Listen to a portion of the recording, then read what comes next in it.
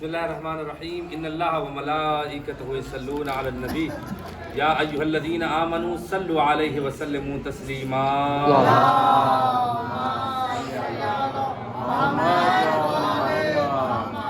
باللہ من الشیطان الرجیم بسم اللہ الرحمن الرحیم الحمد للہ رب العالمین والصلاة والسلام علی محمد وعلی آلہ الطیبین الطاہرین المعصومین ولعنت اللہ علی اعدائہم اجمعین من الآن الی قیام یوم الدین.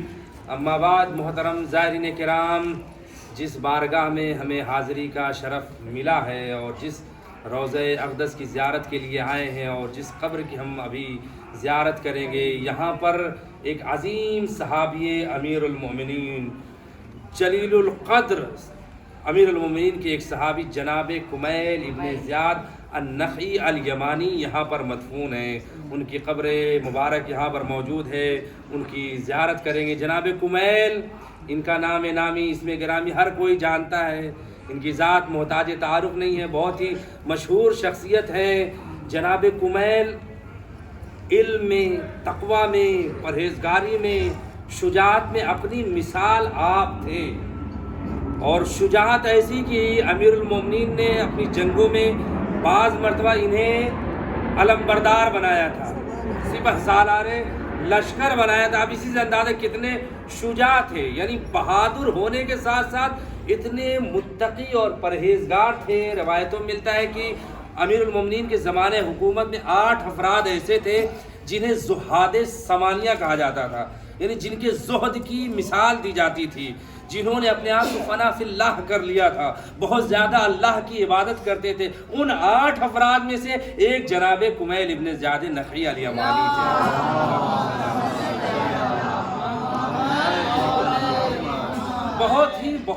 بہت ہی عظیم شخصیت کے مالک ہیں. اور آپ دیکھیں یوں تو مولا کے بہت سے اصحاب ہیں، بہت سے لوگ باب مدینۃ العلم سے وابستہ تھے، لیکن اس منزل پر نہیں پہنچے کہ جہاں جناب کمیل پہنچے. اور یہی وجہ تھی کہ وہ علوم حاصل کیے جسے علم منایا، علم بلایا اور علم غیب کہا جاتا ہے، یعنی آنے والے جو مستقبل کے جو علوم ہوتے ہیں ان سے آگاہ تھے، ان سے آشنائی تھی. اس لیے کہ امیر المومنین سے سچی محبت رکھتے تھے، سچی ولا رکھتے تھے. اور پھر دیکھیے آپ کہ ان کو امیر المومنین نے ایک دعا سکھائی تھی جو جناب خضر کی دعا تھی، دعا جناب خضر السلام. امیر المومنین نے انہیں تعلیم دی اور پھر انہوں نے اس دعا کو ساری دنیا میں پھیلایا، اور وہ دعا آج ساری دنیا میں دعائے کمیل کے نام سے مشہور ہے.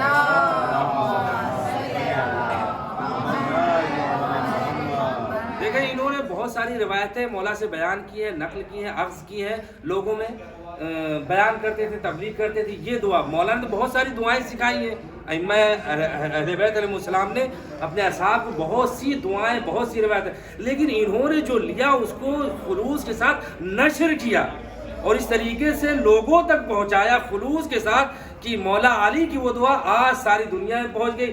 دنیا میں جہاں کہیں بھی شیعہ رہتے ہر شب جمعہ اس دعا کو پڑھتے ہیں، وہ دعائے کمیل ہے.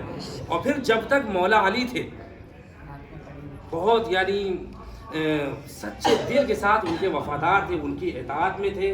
اور پھر یہی نہیں کہ امیر المومنین علیہ السلام جب ان کی شہادت ہو گئی ان کے بعد جو ہے امام حسن کو اپنا امام مانا.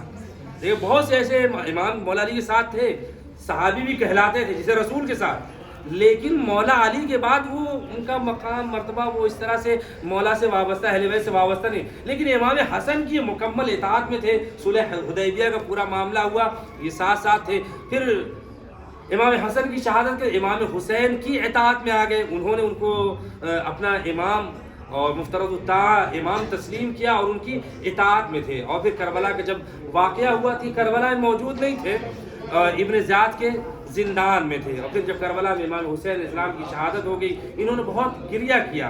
اور پھر جب جناب مختار نے قیام کیا اور قاتلین کربلا سے انتقام لینا شروع کیا تو ان کے شانہ بشانہ کھڑے ہو کر انہوں نے انتقام لیا. چونکہ بہادر بہت تھے تو انہوں نے انتقام لیا. دیکھیں کچھ لوگ جانتے ہیں، مختار نامہ سیریل وغیرہ بھی دیکھا ہوگا، اس کے اندر دیکھا ہے، لیکن ان کے بارے میں تھا کہ انہوں نے بھی جناب مختار کے ساتھ قیام کیا، بہت سے قاتلین کو انہوں نے واصل جہنم کیا. جب انتقام مکمل ہو گیا تو یہ کہاں ہے کسی کو معلوم نہیں تھا.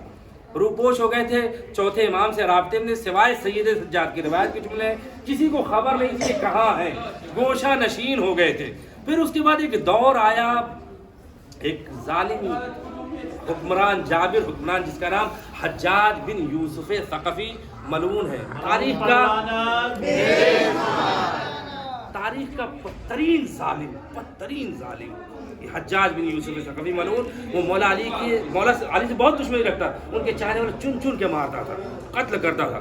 امیر المومنین نے اسے خبر دی، جناب گمیل کو خبر دی تمہارا قاتل حجاج بن یوسف ثقفی ملعون تھا، اور اسی وجہ سے امام کی جو قبر ہے وہ پوشیدہ تھی، کسی کو نہیں معلوم تھا۔ جناب چھٹے امام کے زمانے میں جب ہارون جو ہے شکار کے لیے آیا، پورا واقعہ جانتے ہیں، کتا جو ہے پہاڑ کی طرف نہیں گیا، تو پھر چھٹے امام نے، چونکہ حجاج بن یوسف ثقفی وہ اس کے بارے میں مولا علم امامت سے جانتے تھے، قیامت تک کی خبر رکھتے تھے، اور اس نے کہا تھا کہ قبر امیر المومنین کو پتہ کرو، میں کھود کے ان کے جسم اطہر کے ساتھ بے ادبی کروں گا۔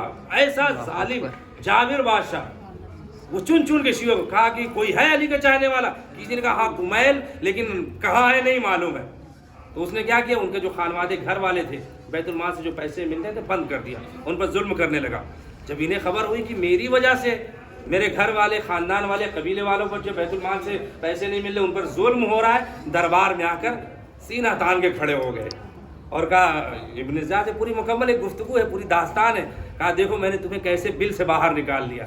کہا نہیں میں خود آیا ہوں، میرے مولا نے تو پہلے خبر دی تھی کہ میرا قاتل تو ہی ہے، تیرا نام لے کے بتایا تھا۔ پھر جناب قبیل کہتے ہیں مجھے تو یہ بھی بتایا ہے کہ تو مجھے کیسے قتل کرے گا، ایک ایک چیز۔ کہا تمہارے مولا نے کیا بتایا، ایک ایک چیز بتائی۔ کہا میں تمہارے مولا کے قول کو جھوٹا قرار دوں گا، میں تجھے اس طریقے سے نہیں قتل کروں گا جیسے تیرے مولا نے کہا۔ کہا کہ یہ تو میرے مولا نے کہہ دیا ہے، وہ ہو کر رہے گا، تو کچھ بھی نہیں بگاڑ سکتا۔